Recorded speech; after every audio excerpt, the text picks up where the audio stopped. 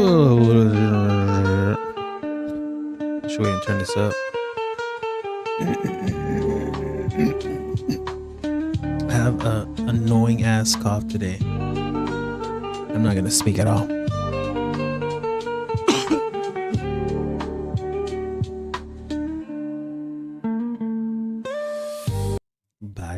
Baby. Let's get to it, shall we? War and Peace Report. I'm Amy Goodman. The U.S.-Israeli war in Iran enters its 26th day. As the Pentagon reports, as many as 3,000 U.S. paratroopers from the 82nd Airborne Division are expected to be deployed, in addition to the 50,000 troops already present in the Middle East. President Trump Tuesday claimed negotiations to end the war are happening right now, and that Trump Tuesday claimed the U.S. paratroopers from the 82nd Airborne Division are expected to be deployed, in addition to the 50,000 troops already present in the Middle East. President Trump Tuesday claimed negotiations to end the war are happening right now and that Iran agreed to never have a nuclear weapon. He also touted a significant present from Iran without specifying. They did something yesterday that was amazing, actually. They gave us a present, and the present arrived today. It was a very big present worth a tremendous amount of money. And I'm not going to tell you what that present is, but it was a very significant prize. And they gave it to us, and they said they were going to give it. Iran flat out denied it's negotiating with the United States. That's despite reports President Trump is seeking a month-long ceasefire to discuss his 15-point plan to end the war. Pakistani officials confirmed this morning Iran had received Trump's 15-point ceasefire proposal. This is Ibrahim Zolfikari, the spokesperson for Iran's Joint Military Command. Has the level of your internal discord reached the point where you are negotiating with yourselves? There will be neither any sign of your investments in the region, nor will you see previous energy and oil prices until you understand this. Stability in the region is guaranteed by the powerful hand of our armed forces. This comes as Mohammad Bagher Zolghadr was appointed as Iran's new security chief, replacing Ali Larijani, who Israel killed in an attack last week. Meanwhile, Israel and Iran continue to exchange airstrikes as the Israeli military says it needs several more weeks of fighting to complete its war goals in Iran, two Israeli military officials told NPR Tuesday. The International Atomic Energy Agency says it's been informed by Iran that a projectile struck the premises of the Bushehr nuclear power plant. Iran's armed forces say they've carried out drone attacks targeting a facility of Israel's Rafael weapons firm in Haifa. Iran continues to launch retaliatory strikes against Gulf nations hosting U.S. military bases. Bahrain and Saudi Arabia intercepted missiles and drones today. In Kuwait, drones targeted a fuel tank at Kuwait International Airport, causing a fire. Meanwhile, the New York Times reports Saudi Arabia's de facto leader, Crown Prince Mohammed bin Salman, has been pushing President Trump to continue the war. The Wall Street Journal reports both the UAE and Saudi Arabia are getting closer to a decision to join U.S. attacks on Iran. Philippines has declared a national energy emergency in response to the U.S.-Israeli war in Iran. It comes as transport workers, commuters, and consumer groups in the Philippines prize, and they gave it to us, and they said they were going to give it. Iran flat out denied it's negotiating with the United States. That's despite reports President Trump is seeking a month-long ceasefire to discuss his 15-point plan to end the war. Pakistani officials confirmed this morning Iran had received Trump's 15-point ceasefire proposal. This is Ibrahim Zolfikari, the spokesperson for Iran's Joint Military Command. Has the level of your internal discord reached the point where you are negotiating with yourselves? There will be neither any sign of your investments in the region, nor will you see previous energy and oil prices until you understand this. Stability in the region is guaranteed by the powerful hand of our armed forces. This comes as Mohammad Bagher Zolghadr was appointed as Iran's new security chief, replacing Ali Larijani, who Israel killed in an attack last week. Meanwhile, Israel and Iran continue to exchange airstrikes as the Israeli military says it needs several more weeks of fighting to complete its war goals in Iran, two Israeli military officials told NPR Tuesday. The International Atomic Energy Agency says it's been informed by Iran that a projectile struck the premises of the Bushehr nuclear power plant. Iran's armed forces say they've carried out drone attacks targeting a facility of Israel's Rafael weapons firm in Haifa. Iran continues to launch retaliatory strikes against Gulf nations hosting U.S. military bases. Bahrain and Saudi Arabia intercepted missiles and drones today. In Kuwait, drones targeted a fuel tank at Kuwait International Airport, causing a fire. Meanwhile, the New York Times reports Saudi Arabia's de facto leader, Crown Prince Mohammed bin Salman, has been pushing President Trump to continue the war. The Wall Street Journal reports both the UAE and Saudi Arabia are getting closer to a decision to join U.S. attacks on That's Iran. crazy to me. Why would you want them to continue the war? You're constantly threatened. Your best interest is to talk to Iran and be like, hey, yo, what can we do to stop this mess? Not this fool. You just made shit worse.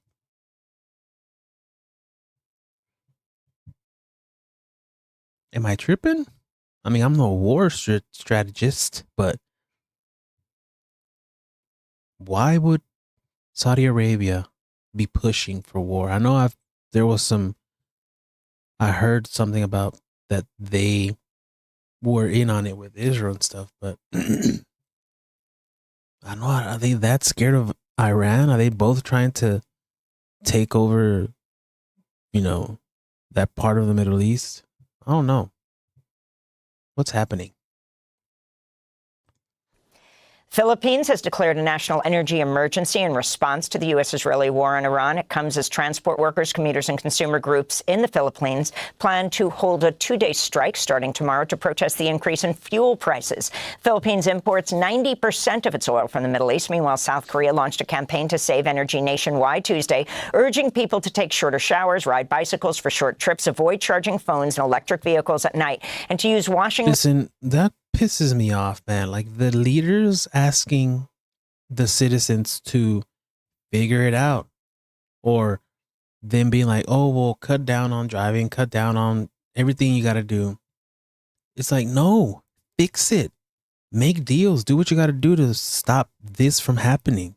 You know what I mean? Like, again, I'm no strategist. I'm no whatever, but if I'm taking care of people and something happens where I need to provide energy for the people I'm taking care of, I would want to do that before things go south. Like, I'm not going to ask my people to be like, hey, can you guys, not take showers? Can you not drive? No, it's up to me as a leader to figure it the fuck out. That's why they appointed me leader. Am I tripping? Machines and vacuum cleaners only on weekends. South Korea imports around 70% of its crude oil through the Strait of Hormuz, which Iran has effectively blocked in response to the U.S.-Israeli bombardment. Lebanon expelled Iran's newly appointed ambassador to Lebanon Tuesday. Hezbollah, which receives funding from Iran, called it a, quote, grave national and strategic mistake, unquote. This comes as Israel says it plans to seize parts of southern Lebanon to create what it called a defensive buffer against Hezbollah. The Israeli military continues to bomb bridges and demolish homes in southern Lebanon. Lebanese authorities say Israeli attacks have killed more than 1,000 people since March 2nd, and more than 1 million people have been forced to flee their homes. On Tuesday, the United Nations condemned Israel's war on Lebanon. Yes, we worry about the increased rhetoric that we're seeing. We worry about the continuing military activity that we're seeing. The territorial integrity. I watched a video of mine almost 3 years ago when this guy, it's like December 7th. And nothing happened. I should play that and clip it, see what happens. Lebanon needs to be respected. The government of Lebanon needs to be respected. Russia launched a huge wave of nearly 1,000 drones at Ukraine, killing at least 7 people Tuesday. The rare daytime assault struck several civilian sites, including a 16th-century church in Lviv, a UNESCO World Heritage Site. This comes as Russia said last week that talks on ending the war in Ukraine were on a, quote, situational pause because of the U.S.-Israeli war on Iran. A report by the New... I have a question for people that know more than I do. What the hell does Russia want? Do they want Ukraine? Like, do they want that land? Do they want a new leadership? That way they can not be homies with the U.S. and not be like a NATO threat? What is it exactly that Russia wants? Why are they bombing the shit out of them? Why is this even happening? Like, I mean, I have my opinion and shit that I've read, right? But I don't know. That's one of the things that I haven't been able to fully understand. You know what I mean? Like, I don't know. I don't know what the hell's going on. If somebody knows, please let me know, because I'm dumb. New York Times has revealed new details about the violent arrest of an immigrant woman from Guatemala and her 9-year-old daughter inside the San Francisco International Airport Sunday. Documents obtained by the Times show the TSA, that's the Transportation Security Administration, has been sharing personal information with ICE about domestic airport travelers who may have deportation orders. Angelina Lopez Jimenez and her daughter Wendy Godinez Lopez were reportedly flagged by TSA to ICE when they appeared on a passenger list. The mother and daughter first came to the U.S. in 2018. They were put on a deportation flight bound for Guatemala on Tuesday after videos of the incident went viral. The Trump administration deployed ICE agents to over a dozen airports nationwide Monday amidst persistent staffing shortages within TSA caused by the partial government shutdown. TSA workers have gone without pay for more than a month as Congress continues to debate a funding deal for the Department of Homeland Security. At least 450 TSA officers have quit their jobs since the partial shutdown began. You know what? I don't think this is going to have an effect on the World Cup travel. I feel like people, first of all, people who can afford to come to the U.S. and buy a fucking World Cup ticket, they don't worry about the same things that we do. They probably don't even know that this is happening right now. They're going to come happy as hell, not a worry in the damn world, and go watch their damn game. I don't think this is going to happen, you know, when the World Cup starts, but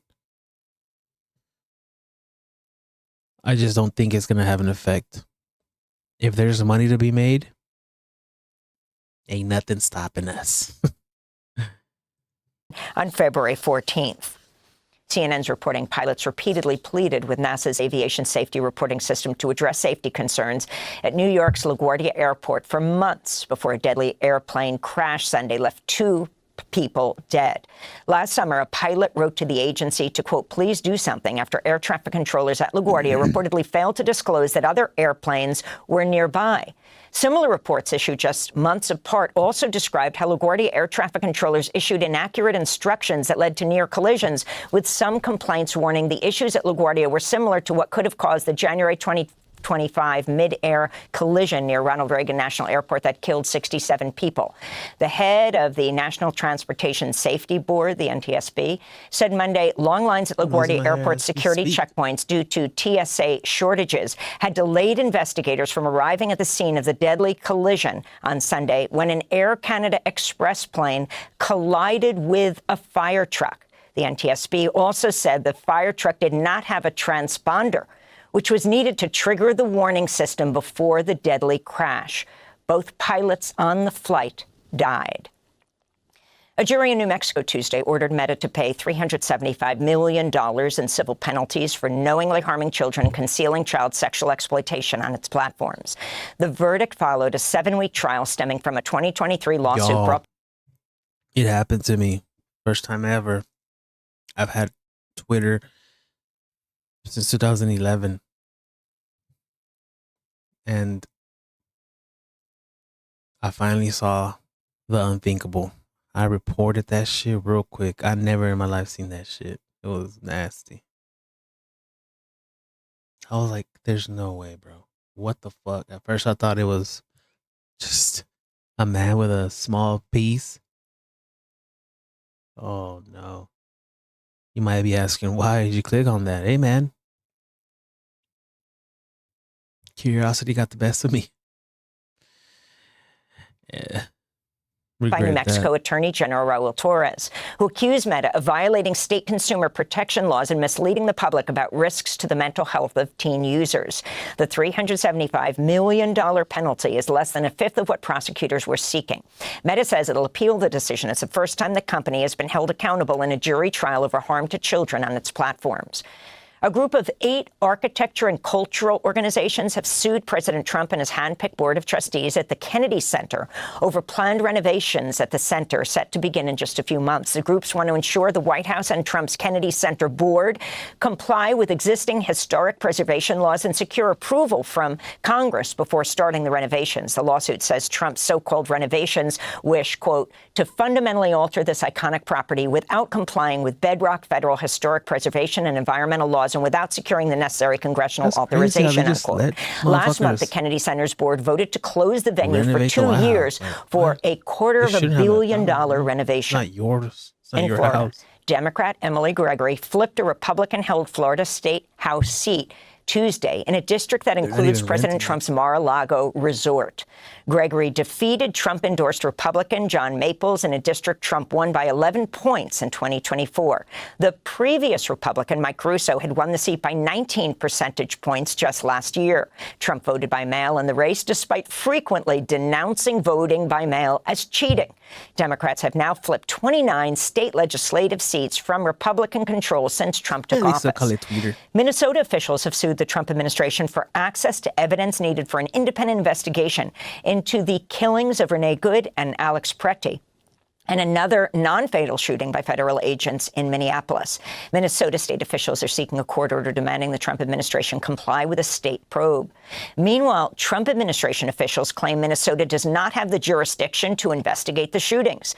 Minnesota Attorney General Keith Ellison said, quote, this is extremely unusual. This is something that is arbitrary, capricious. It is coming from Washington, and it has scary implications for other parts of the country, he said. And in Argentina, thousands marched to the capital, Buenos Aires, Tuesday to mark 50 years since a U.S.-backed military coup in 1976 overthrew President Isabel Perón and established one of the bloodiest dictatorships in Latin America. An estimated 30,000 people were forcibly disappeared by state armed forces during Argentina's so-called dirty war, which lasted until 1983. The current government of right-wing Argentine President Javier Milei has slashed funding for human rights groups investigating crimes of the country, he said. And in Argentina, thousands marched to the capital, Buenos Aires, Tuesday to mark 50 years since a U.S.-backed military coup in 1976 overthrew President Isabel Perón and established one of the bloodiest dictatorships in Latin America. An estimated 30,000. Classic United States intervention. Classic American-backed coups in South America. Classic. People were forcibly disappeared by state armed forces during Argentina's so-called dirty war, which lasted until 1983. The current government of right-wing Argentine President Javier Milei has slashed funding for human rights groups investigating crimes that occurred during the dictatorship. This is Nestor de Milia, a retired teacher speaking from Buenos Aires. What? At the time of the coup, there was also a deindustrialization of the Argentine economy. And well, like every year, we will continue fighting so that there is memory, truth, and justice, and that we can have a better government in the future. And those are some of the headlines. This is Democracy Now!, democracynow.org, The War and Peace Report. I'm Amy Goodman. Thanks for watching Democracy Now! On YouTube. Subscribe to the channel and turn on notifications to make sure you never miss a video. And for more of our audience-supported journalism, go to democracynow.org, where you can download our news app, sign up for our newsletter, subscribe to the daily podcast, and so much more. You know what I mean?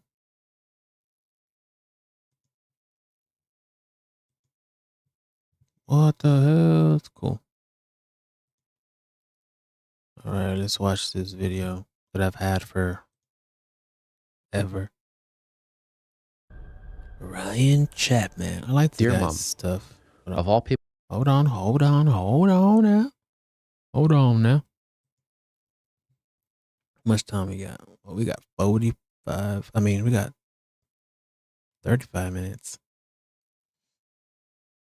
Volume, let's go. People I know, you are the one that will feel it most. So my very last thoughts go to you.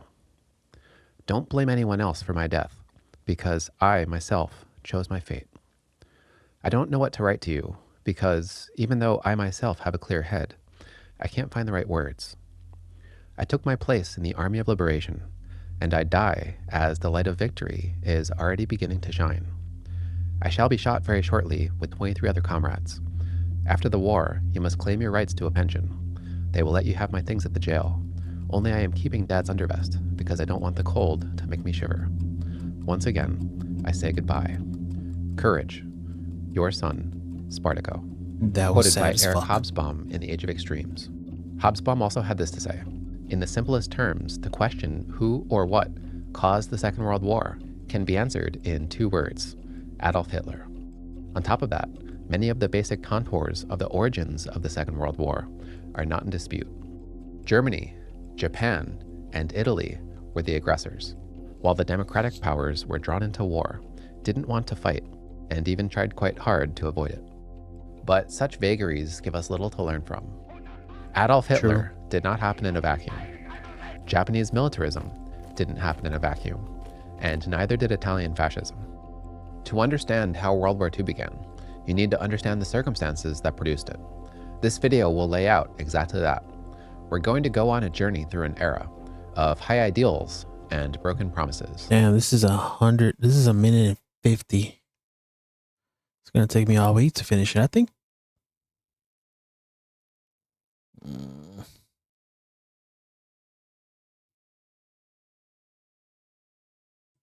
An era of disillusionment, polarization, bitterness, and extremism. An era of failing institutions and of actors who sought to exploit them. An era of a status quo, stretched to a breaking point, and eventually of collapse. Part 1. A New World Order. We're going to start by covering what could have happened, or more specifically, what the democratic powers wanted to happen. On screen at the moment, I'm playing a time-lapse. The subject is a map of the world, approximating the territories of civilizations over time, right now passing from the 9th into the 10th century. The borders of this world are fluid. This is a world where strong societies are free to march into weak ones and take what they want, maybe resources or land or wealth.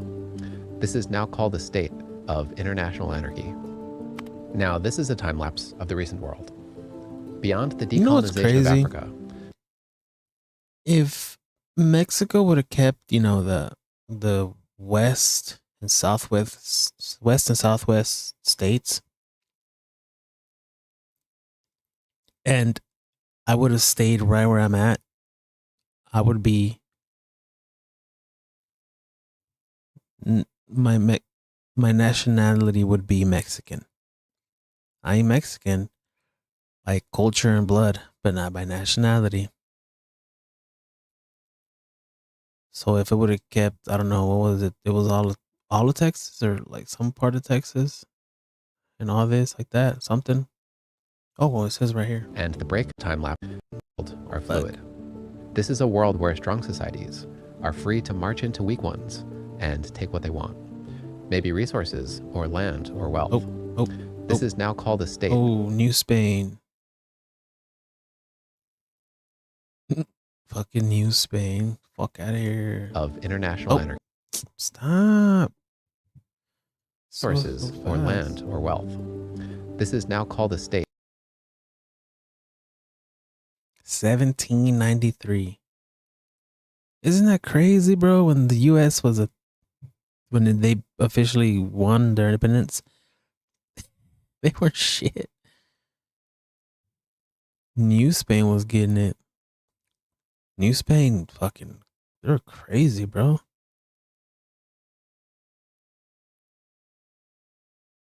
Damn, I wish I would have stayed. Imagine. Of international anarchy. Now, this is a time-lapse of the recent world. Beyond the decolonization of Africa and the breakup of the Soviet Union, the borders are almost entirely stable. This stable world is the status quo that the Allied powers at the end of World War I tried to create. We're ultimately talking here about a plan that failed, but that failure is at the very heart of our subject, so we need to spend some time on it. The chief architect of the plan was Woodrow Wilson. The devastation of the First World War was immense, and Wilson believed it was time for world history to turn a corner. Wars of aggression, he believed, on his eyes, needed to finally stop. He wanted to create a world where all powers, Frameless great or glasses, small, bring would them be back. protected from foreign aggression. But it wasn't a project that any one country could do alone. He thought that security for all could only be achieved through international collaboration. The logic went that any one given power couldn't wage a war of aggression against another if the rest of the world stood against it. Wilson believed that for such a world order to be made, the First World War had to end in a particular way. For him, it wasn't a matter of the right side winning. He wanted no side to win. He wanted a peace without victory, which would then create a peace between equals. If there were victors in the Great War, the victors would punish the vanquished. The vanquished would be angered and humiliated, and the cycle of violence would continue. To Wilson, that was a crime against civilization. He tried to act as a mediator in the war, but his attempts failed. Germany's unrestricted submarine warfare drew the United States into war. The Allies won, and peace was made, but it was a peace of victors. The peace marked an inflection point for the world. 4 old empires had just fallen, and tremendous power and opportunity laid at the hands of the peacemakers who met in Paris. It was the outcome of that peace conference that would turn the future Axis powers so heavily against the Allied ones, which is to say, would lay the groundwork for the Second World War. So it's worth going into it in some detail. Wilson's ideals, at the time, were reverberating around the world. When Wilson arrived in Europe, he was treated as a sort of deity. He was American? In France, thousands knelt and prayed as I his didn't pay train attention. passed. Fuck. In Italy, wounded soldiers tried to kiss the hem of his garments.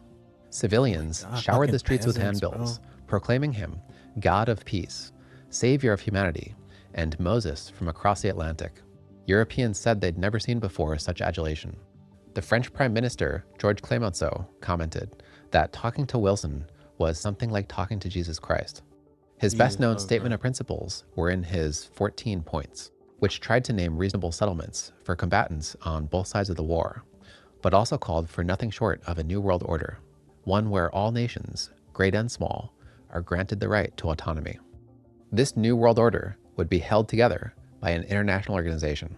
As he put it, a general association of nations must be formed under specific covenants for the purpose of affording mutual guarantees of political independence and territorial integrity to great and small states alike. He also called for a new style of diplomacy based in transparency, which was in contrast to the network of secret deals and ambiguous alliances that were so instrumental in the escalation of the First World War. Wilson's ideals inspired and gave purpose to the Paris Peace Conference itself. As a member of the British delegation put it, we were preparing not peace only, but eternal peace. There was about us the halo of some divine mission. But again, this was a peace of victors, not a peace of equals. The defeated Central Powers weren't invited to the conference, and the major decisions made there were made by a Council of 10, which featured 2 delegates from the US, Britain, France, Italy, and Japan. Within that, most decision-making power rested with the 3 countries which were thought to have contributed the most to the war effort. Britain, represented by Prime Minister David Lloyd George, France, represented by Prime Minister Georges Clemenceau, and the United States, represented by President Woodrow Wilson. Wilson's ideas were popular, but they were far from the only views at the conference. States that have long been at war have a hard time suddenly respecting one another's autonomy. Furthermore, many states went to war looking to gain territory, and now as victors, wanted to capitalize on that. That resulted in a conference that was somewhat hyperbolically, but tellingly, described by Herbert Hoover in the following manner. Destructive forces sat at the peace table. The future of 26 jealous European races was there. The genes of 1,000 years of inbred hate and fear of every generation were in their blood. Revenge for past wrongs rose every hour of the day. With the possible exception of the United States, all the powers went to the peace table with demands that took from or aggravated other powers. By the time it was over, the conference had produced 5 separate treaties, which were quickly denounced by much of the world. Versailles. By far the most controversial was the Treaty of Versailles, which, as you're probably aware, established peace terms between Germany and the Allied powers. Much of the world went straight to condemning it, but for our purposes, I think it's better to spend a moment trying to understand the logic and the circumstances behind it. And we're going to start that by reflecting on the nature of Germany as a power. Compared to other major European powers, Germany came together as a nation fairly late, and also industrialized fairly late, mostly industrializing in the mid to late 19th century, and coming together as a unity of German states in 1871. German Empire? The German Empire, around the time of the war, also had a massive population, something like 65 million people, bigger than Britain's and significantly bigger than France's. As Germany was growing and modernizing, many Germans began to believe that their potential as a nation wasn't reflected by their power and status, especially compared to other major European states. Germans sought to fix that by asserting themselves on the world stage, by expanding their territorial holdings, and by establishing colonies overseas, an attitude captured in the German policy called Weltpolitik, which called for building up a large military, and especially a large navy. They then proved themselves highly capable with that military. In the First World War, Germany played the main role in defeating Russia, and almost defeated Britain and France, straining their resources to a near breaking point. They even gave the Allies a scare after the United States entered the main group, which called for building up a large military, and especially a large navy. They then proved themselves highly capable with that military. In the First World War, Germany played the main role in defeating Russia, and almost defeated Britain and France, straining their resources to a near breaking point. They even gave the Allies a scare after the United States entered the war, launching an offensive that made it within 60 miles of Paris. They had come so close that Clemenceau, who was in Paris and who resolved to defend it until the last moment, was speechless when he heard that Germany had surrendered. Upon hearing the news, he simply put his head in his hands and wept.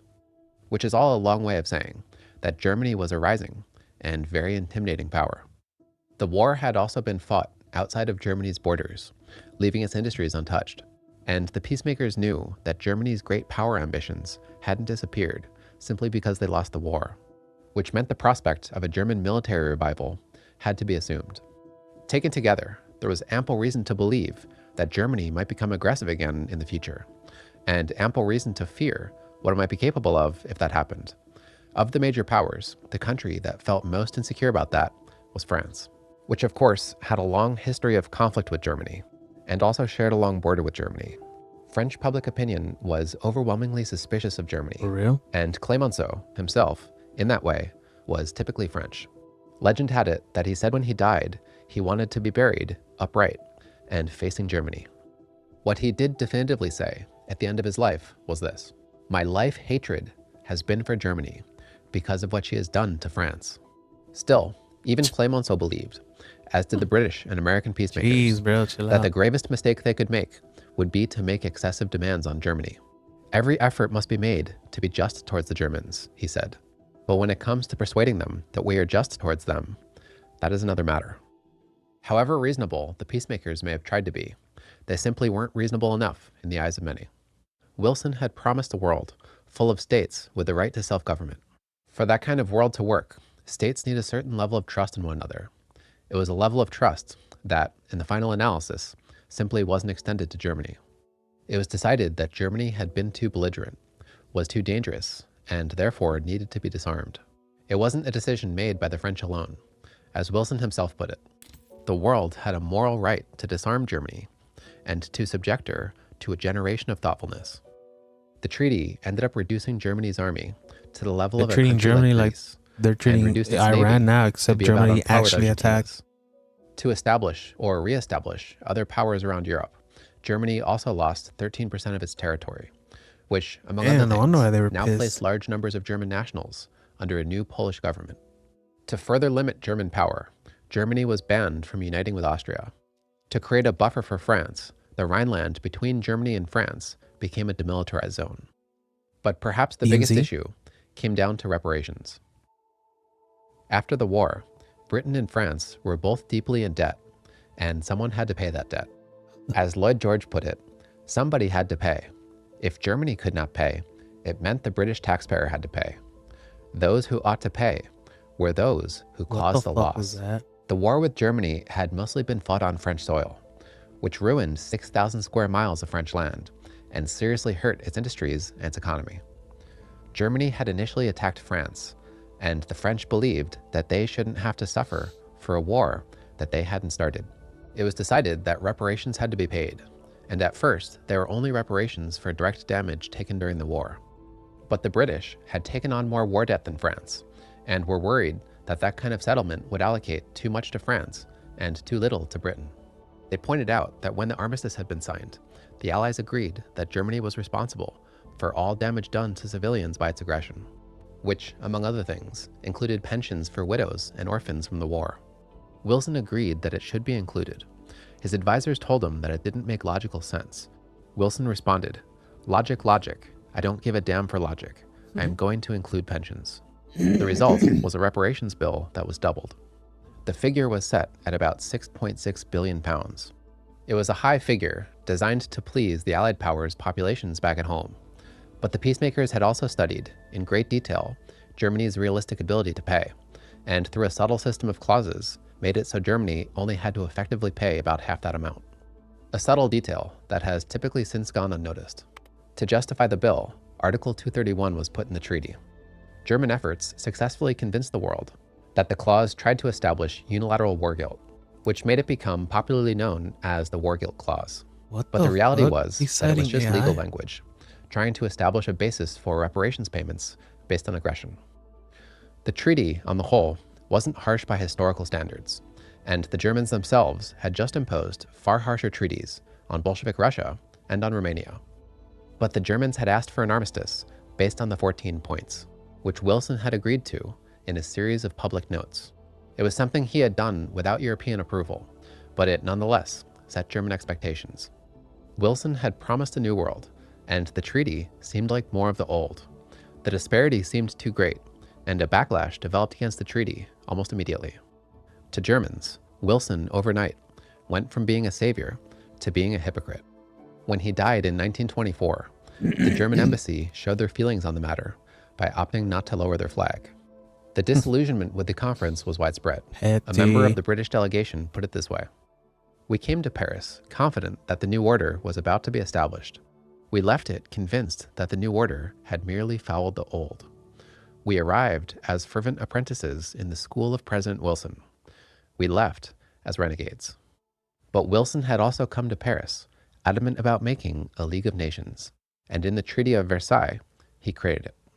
In its final session, before officially ceasing to exist, the League would be summarized in this way by Lord Robert Cecil. For the first time, an organization was constructed, in essence universal, not to protect the national interest of this or that country, but to abolish war. The idea, according to Wilson, was that a council of member states would watch the world and propose a course of action if war seemed imminent. At the top of the League of Nations was an executive council with 9 seats. 5 would be permanently occupied by great powers, and 4 would be delegated to other members, which would be chosen by the League. That meant that the great powers would have a controlling stake in the League, which they believed they needed, since they would be the ones making the biggest military commitment in the event that it was necessary. Article 10 of the League's covenant was Wilson's most cherished, which pledged that every League member would protect other members from external aggression. In the event of aggression, or the threat of aggression, the Executive Council would act as an advisor to the League, and beyond that, no definitive action was necessarily required. The legal jargon binding the League was minimal, which was thought to give the League flexibility to adapt to situations as they arose. To do as much or as little was seen as necessary. Despite the problems it may have had, Wilson believed that it would work. He said, "It is a definite guarantee of peace. It is a definite guarantee by word against aggression. It is a definite guarantee against the things which have just come near bringing the whole structure of civilization into ruin." Its first seats on the Permanent Council were filled by the United Kingdom, France, Italy, and Japan, which left the United States. The League was overwhelmingly popular with Americans, but treaties have to be approved by a 2/3 majority in the Senate. Wilson was a Democrat, and the Senate was majority Republican. The United States was also in an intensely partisan period. Many still believed in George Washington's advice about avoiding entangling alliances abroad, which had been the bedrock of U.S. foreign policy for the last 150 years. What? Some of Wilson's top opponents publicly denounced the 14 points. Wilson, for his part, was contemptuous of his opponents, even in his own party. For example, he compared senators to babies, saying they have their mouths open and their eyes shut. The Senate was particularly wary of Clause 10, which could have potentially committed the American military to war abroad. Many senators wanted to make modest revisions to the treaty, but Wilson, for his part, was inflexible. He was unwilling to court the Senate and seemed to want all the credit for the League to himself. As the vote approached, Wilson went over the heads of Congress and tried to appeal to the public in a rapid series of speeches. In his last ever public appearance, Wilson concisely made his stance on the matter clear. He called his opponents disloyal and said there'd be no compromising with them. He said, "We have got to adopt it or reject it." When the crucial vote came, the 2/3 majority wasn't there. The Senate rejected the Treaty of Versailles, and as a result, the United States never joined the League of Nations. Wilson's health was failing. By the end of his life, he appeared broken and discredited. The United States, for their part, would go into a period of relative isolation, disappearing as a power that could potentially check new forces of rising aggression. A peace had been made in Paris, but it was a peace widely condemned by public opinion. A League of Nations had been formed, but without the United States, the country that had conceived it and pressed for it, the League was crippled from the start. Europeans and the rest of the world would now enter a new moment in history, insecure and unsteady, but still, for many, with a cautious hope.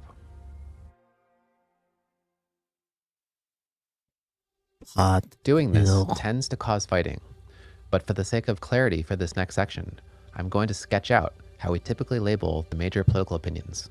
For this next section, I'm going to sketch out how we typically label the major political opinions. In the middle you have the center, center left, and center right. All of them are considered moderate.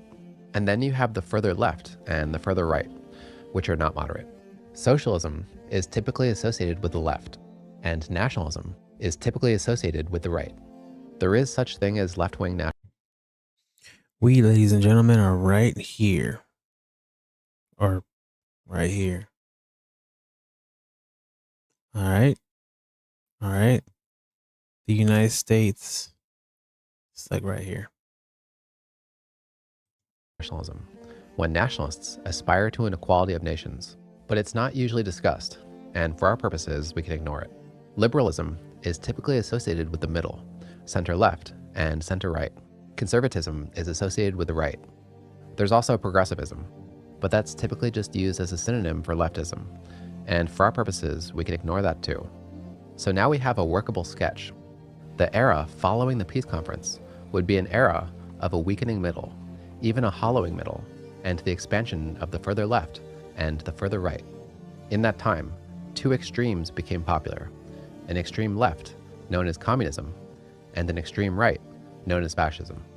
The country that was the initial locus of that change was Russia. Russia had been a formidable power during World War I, but as the war dragged on and losses mounted, public opinion turned sharply against it.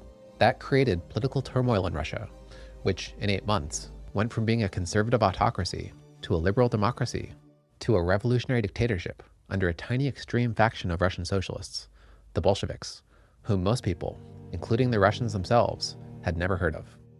Karl Marx had predicted a communist revolution that would sweep the world, and Vladimir Lenin, from the beginning, saw the Soviet Union as being at the forefront of that movement. He put it this way to his supporters upon arriving in Russia during the Russian Revolution: "Dear comrades, soldiers, sailors, and workers, I am happy to greet you in your persons, the victorious Russian Revolution, and greet you as the vanguard of the worldwide proletarian army." It's important to understand that this was happening at a time when it was hard to know what exactly was happening in Soviet Russia. Information coming out of it was limited and unreliable. The outside world often projected their hopes, their fears, and their personal ideologies on the place. For example, in a rare case when a journalist was allowed into Russia, he famously reported, "I have seen the future and it works," a line he crafted before ever arriving there. Many did believe that the Soviet Union represented the future, and with that, public opinion began to shift to the left. Liberals were rapidly becoming socialists, and socialists were rapidly abandoning their moderate socialism for Marxism, which at the time was being appropriated by Vladimir Lenin. Large communist movements formed in France, Germany, and Italy, as well as smaller movements in Britain, the United States, and Japan. Something like a worldwide breakout of communism started to seem possible.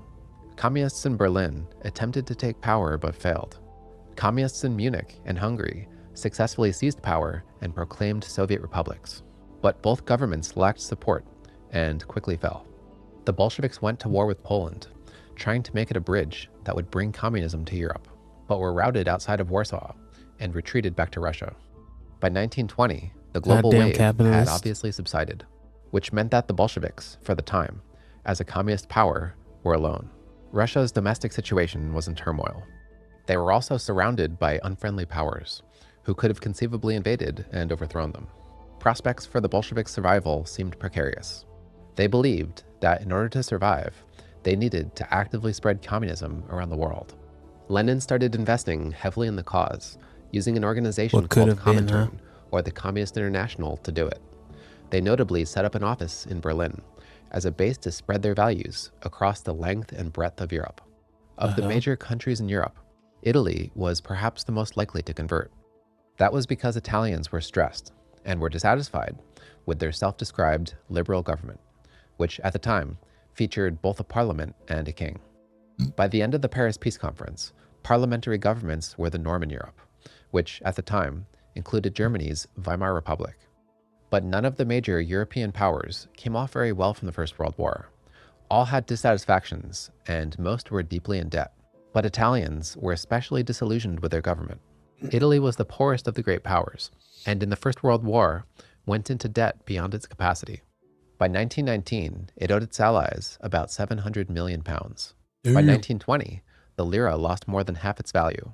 Inflation raised the cost of living, hurt the middle classes, and led to serious civil disorder. Italy also performed badly during World War I.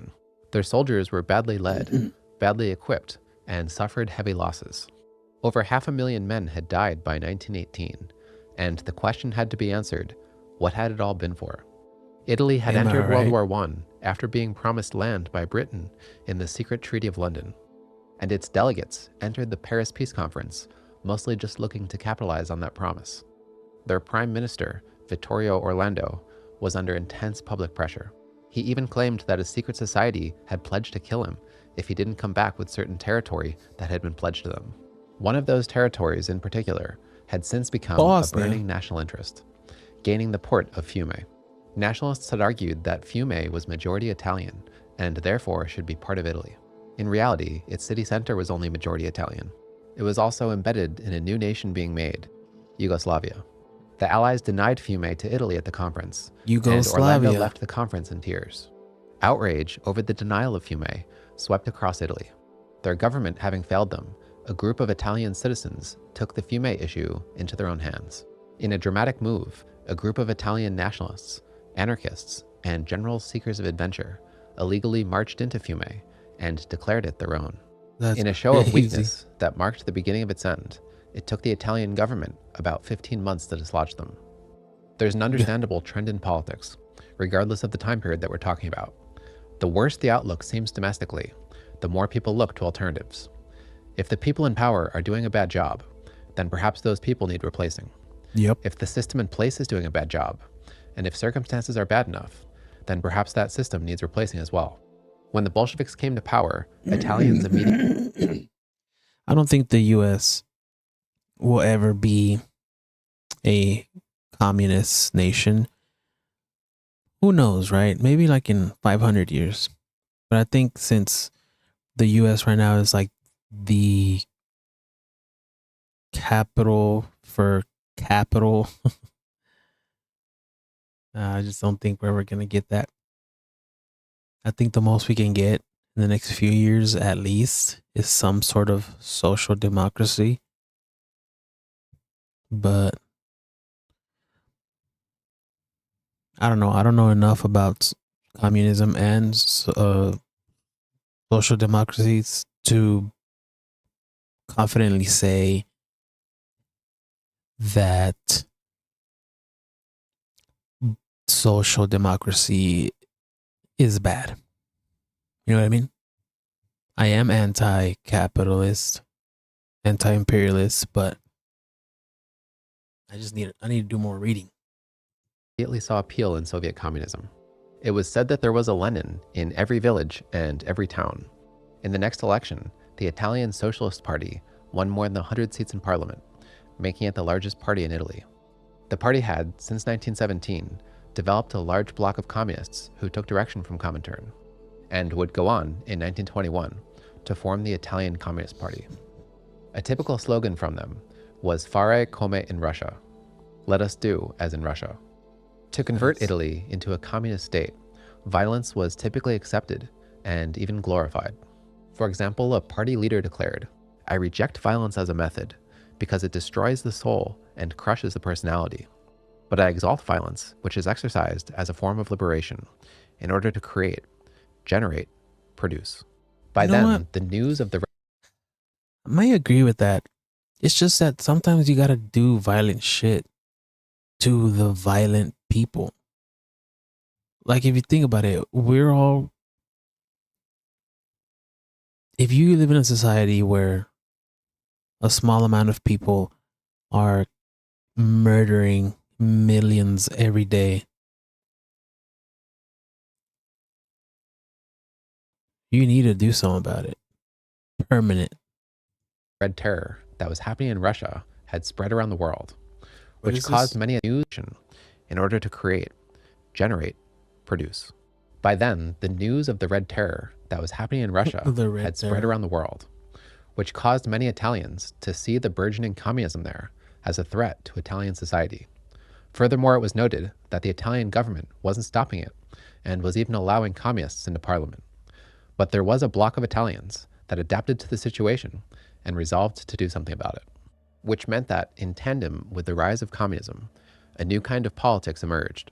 Politics that took inspiration from the left and synthesized that inspiration into a rough equivalent for the right. In Italy, these were known as the fascisti, or the fascists. Their leader, Benito Mussolini, had earlier in life been a socialist and an anti-nationalist. For example, calling the Italian flag in 1910 a rag to be planted on a dunghill. But influenced by the Great War and by the threat of communism at home, Mussolini's views began to shift to the right.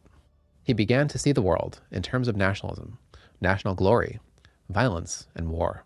Mussolini saw the government allowing socialism and communism to flourish around Italy. I don't get it. If you're seeing communism and socialism flourish in your country, wouldn't that be a good thing? Like, who sees even socialism in the system and thinks that's bad? I'll tell you who. Capitalists.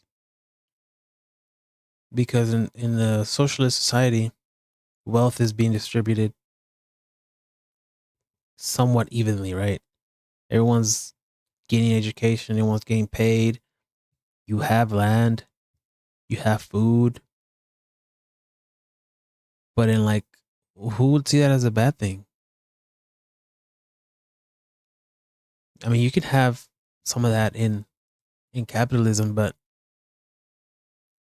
not really. If one person owns all the land, one person owns all the food, one person owns, or is in control of what you're taught. I don't know, man. Maybe was a bad guy. To him, presented an opportunity. In 1920, he mobilized his black-shirted squads and, to the shock of many, took action. They raided the political headquarters of their opponents. I want to watch this, like, outside of stream, It's too long for this, I think. I need to watch better videos. But you know what? We're going to call it adios, bitches. We're going to mute.